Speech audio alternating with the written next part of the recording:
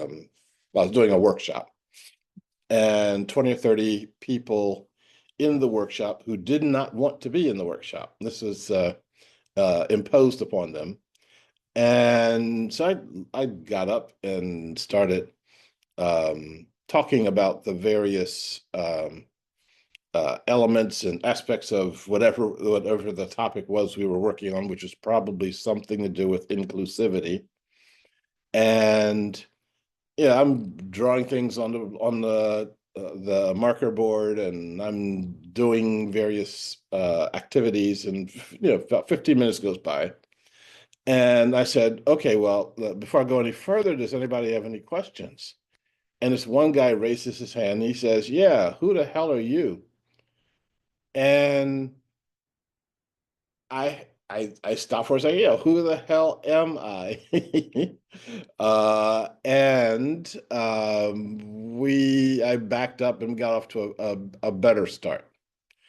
But I recognize that there's some things that are basic to our work, basic to the notion of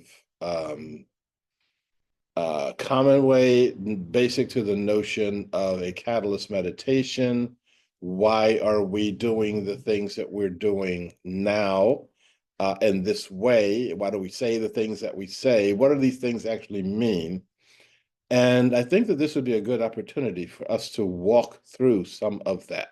Um, and I've walked through the basics, the basic structure of the catalyst meditation itself. I've done that with in the catalyst meditation. I think it's called the Introduction to the Catalyst Meditation. If you haven't seen that, you should see it. Um, but I want to go through a few of the elements here so that we can do that deeper, and we can do this as a Q&A so that we can, if I'm not fully explaining something, you can say, well, I still don't understand what you mean by such and such, and let's go through that. First of all, I was when we start with our intentions in the catalyst meditation, I had structured this with one of my Native American friends, and his first comment and his next comment and all of his comments are all centered around, this is too many words, and you need to get to the heart, and just sit down and have a meditation, with others from the heart. And that's great. I agree with him, but he doesn't know the being a indigenous raised native person, and not even really an American, the out from way outside of our culture. He doesn't understand how far away from the heart we are, how convoluted a course we have had to get us to this place where we can even begin to think about creating a society based on the heart. So because of that,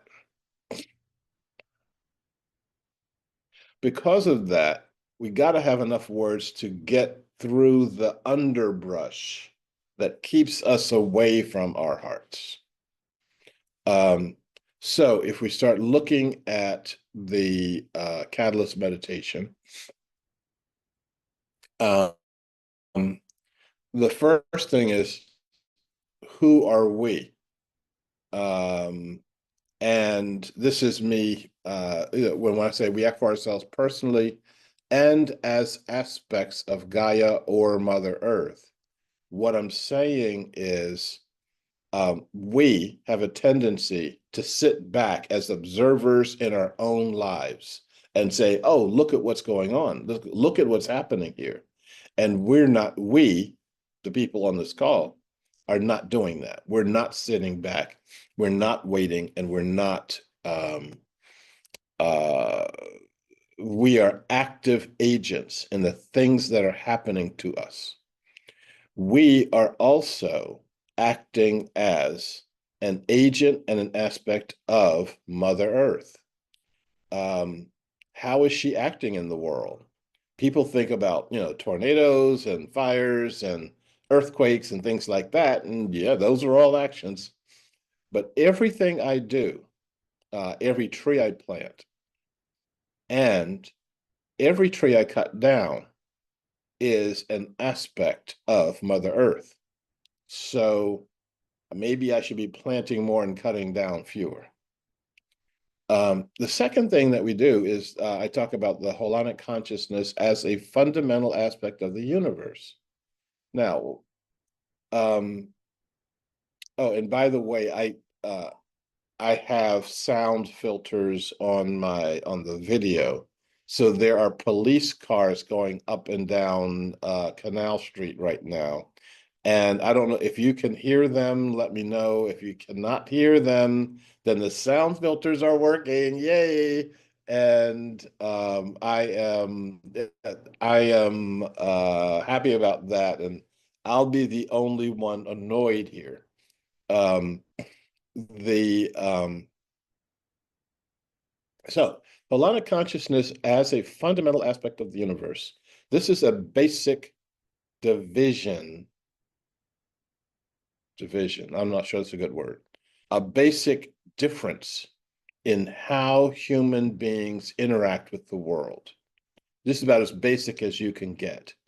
So there we are taught. I have a degree in psychology, and we are taught in school.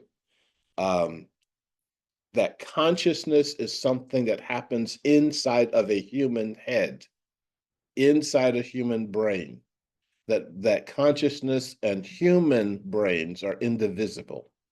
Um, what happens outside of consciousness is called the universe, and we act on the universe, but it ain't part of our consciousness.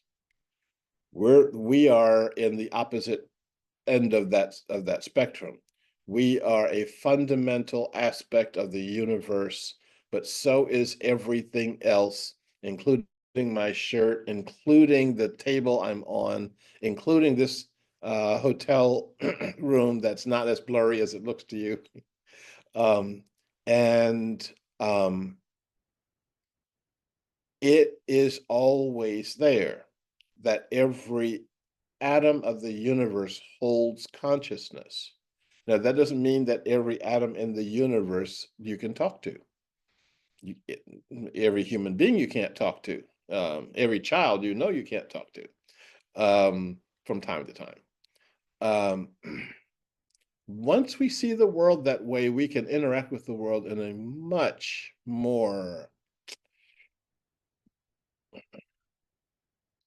positive, compassionate, um, I would say humane, but there are other beings on the planet that act more humane than humans do. Um, that connection has always been there. A handful of us on this planet have forgotten that connection, and we're getting back to it right now. And so our job, our task, our duty, and our labor of love is to reawaken this connection for the benefit of all living beings. Now, the second thing we do is talk about our connection to all beings. This is interesting because when I am talking to Ilarion about his life, and I'm talking to myself and a lot of other people about their lives, we're about as far away from other beings as you can get. And as you know, many of us in this life are disconnected from our own lives. We don't even see ourselves as living beings. We talk about our bodies as though they are um, various parts to be operated on, but not what I call me. And so I have to, we start with saying, hey, we're connected to all beings. One of the most radical parts of that connection is saying we're connected to all humans. Now, most of the time we can be okay with being connected to people in our affinity group, your friends, sometimes your family, the people in your neighborhood you might see, but there are lots and lots of people that you don't have any connection to that get demonized by the media, that get demonized by other people, and you don't have a connection to them. So we need to expand our notion, first of all, what does it mean for us to be connected to human beings? And then all other beings. And I started going down a laundry list. We're connected to whales. We're connected to the dolphins. We're connected to the elephants. We're connected to the aardvarks. We're connected to and it's like, well, I could be here for the rest of my life and I could never even name them. And I started looking at them in terms of categories, that they're beings of all species, groups that are connected to the air. They're mammals, they're reptiles, they're lots of beings that connect to it. Lots of beings connected to the water. There's beings that start off in the water and become land beings. There's beings that start off on the land and can become water beings. So putting them in those broad categories really helps to expand how you see them. And when we're in the meditation and you are saying, and I am saying, and you're saying to yourself, all beings that thrive on and in the air, you should hold images of them in your consciousness. All beings who thrive on and in the water, you should be holding images of them. And then I put one in there that has been really growing for me and very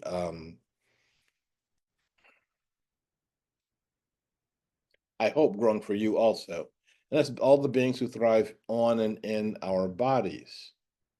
When I talk later on about us being colony beings, the first place we're colony beings is in our own bodies. As there is a Sharif who is talking to you right now. That Sharif consists of at least 10 trillion species of beings. That's not 10 trillion living cells. That's 10 trillion species of beings. Maybe 100 trillion cells. They just don't, those are the numbers they're up to right now. They're still counting. And the minority of them are ones that are my Sharif's DNA. Most of the beings that comprise you right now don't have your DNA. They are riding on you. You need them desperately for your life. And we are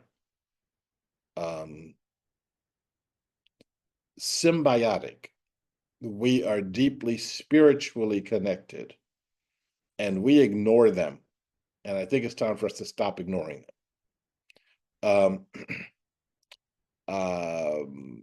We then go into the category of meta beings. And this is something, again, looking at ourselves, we are a meta being. If the majority of, I keep saying, don't want to say my, because I don't own these, the cells that are in this body are similar, not identical by any stretch of the imagination. They're similar to the cells that are in your body. But we, all these beings, make up this larger being called Sharif. So Sharif is a meta being. Um, I am, as I am a meta being, there are other beings that are made up of trillions and trillions of other cells. The entire Earth that we know is a living meta being. And um,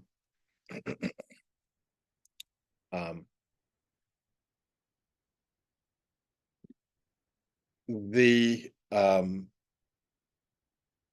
air as a living meta being, fire as a living meta being. And when you get there, you know we're really stretching it, because it's hard to see fire as alive, earth as alive, air as alive. But I think that we can, and I think that we should.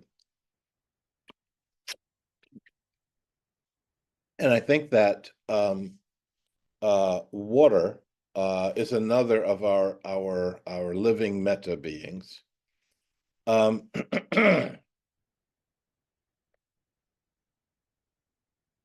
Then you look at all colony beings. If you've ever seen a swarm of starlings, a murmuration, you know that that being is alive. You know that that being is, it is one being. You know that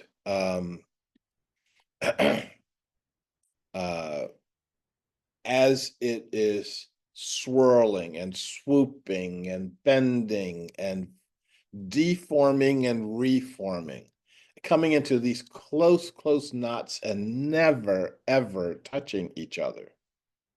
You know there's something else going on. And the explanation by scientists is nothing to really see here, people. There's some kind of an instinctive dance they're doing, and it's a mating ritual, and they're using electromagnetic lines in order to do blah. And it's like, come on, look at it. I mean, so open your eyes and look at it and see it for what it is.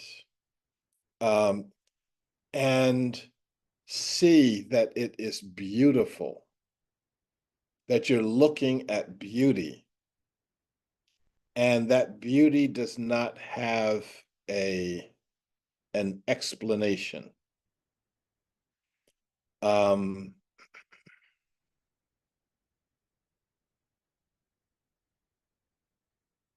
I'm moved by that whenever I see it. And actually I look at them at videos of murmurations whenever I can. Years ago, I was driving to a meeting down from Portland to Salem, and there's stretches of the road that you're just passing lots and lots and lots of farmland. And when I got to a certain part in the road, a murmuration rose up from one of the farms, and I pulled over. I slowed down carefully, I pulled over and watched, got out of my car and watched. And I saw a couple of other people stopped also. Tons and tons of other people didn't even bother looking up. But that does something to our hearts. Listening to a whale song. I was in Indonesia and photographed, videoed a bug vibrating on a on the water and sending out these concentric circles. You couldn't hear it, but I just saw these circles coming out. If I can find that video in our informal part later after we do the catalyst meditation, I'll show that to you. There is so much harmony around us that we have to go out of our way to exclude that from our lives. And I was thinking about that last night as I was doing my usual hotel thing of bring in bottles and bottles of water because I don't put this stuff in the stuff that comes out of these pipes in my mouth. And I was walking around trying to find something to eat. And all of the people in the streets, this is a big, I'm in the middle of a tourist zone, okay? I don't have any feel of the culture. I have the feel of the corporatization of culture. Um, and as I'm doing that, I'm thinking back to the murmurations, the colonies, the hives, the pods, the schools, all of the things that do my heart well. Okay. And I've been in these inhuman murmurations before. I've been in human murmurations that are where your heart is expanded. I've talked about, the pizza guy in that I was watching throwing pizza, but that is I've had profound human holonic connections, more profound than throwing pizza. And I was thinking about ceremonies I've been in almost every country I've been in, um, especially in on the island of Bali, because the ceremonies are so foreign to what I'm used to. I've never seen anything like that before. But at the same time, it's also deeply, deeply moving, deeply beautiful. The music is so strange, but it's also so connecting. Um, and so we also say, those are not the only forms of consciousness. In fact, we may not even be scratching the surface of consciousness right now. This is a really real, this notion of holonic consciousness, the consciousness of all of us, is like walking into a really, really big room. So big you can't see the dimensions of it. So big it may not even have dimensions. It may not have any walls or ceilings, etc. Perhaps when we look out at what we can see of the visible universe, which it's a tiny little slice of what the real universe is, when we look out at the night and we see countless stars, etc., maybe all we're doing is looking into the room of consciousness and seeing that we are overwhelmed by that. That's as far as I'm going to go today on looking at our catalyst meditation.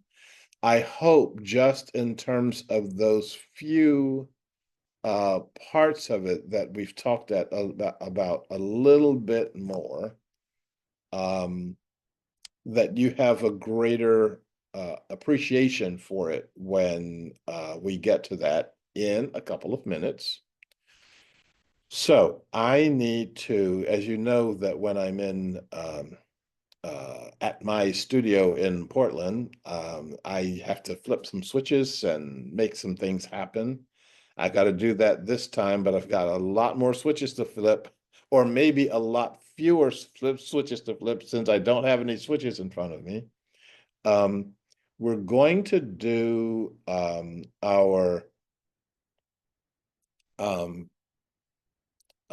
the informal part of our catalyst meditation a little bit different. Greg Burrell and I are going to